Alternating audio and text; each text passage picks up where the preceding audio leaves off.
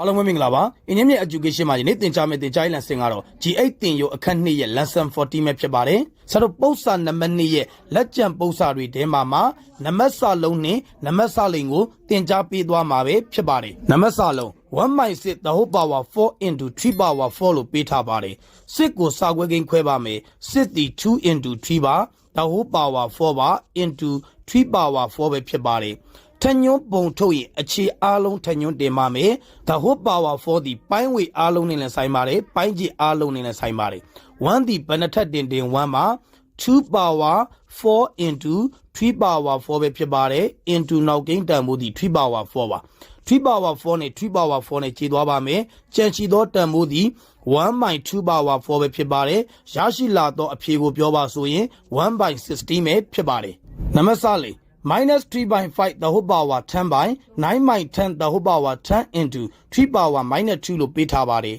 အခြေ minus ဖြစ်ခဲ့ရင်ထညွန်းကိုကြည့်ပါတယ်စုံကိန်းဖြစ်သည့်အတွက် plus နဲ့ထွက်ပါမယ် the whole power 10ဒီပိုင်းဝေးနဲ့လည်းဆိုင်ပါတယ်ပိုင်းကျင်နဲ့လည်းဆိုင်ပါတယ်3 power 10 by 5 power 10ပဲဖြစ်ပါတယ်ပိုင်းကျင်တန်ဖိုးရှင်းပါမယ်9ဒီ3 square ပါ2 into 5ပဲဖြစ်ပါတယ် the whole power 10မှာ into 3 power minus 2ထညွန်းအနှုတ်ပိုင်ပြောင်းမြန်လန်ပါမယ်ပြောင်းမြန်လန်လို့ရရှိလာသောတန်ဖိုးသည်1/3 square ပဲဖြစ်ပါတယ်ပိုင်းဝေတန်ဖိုးသည်ပြောင်းလဲခြင်းမရှိပါဘူး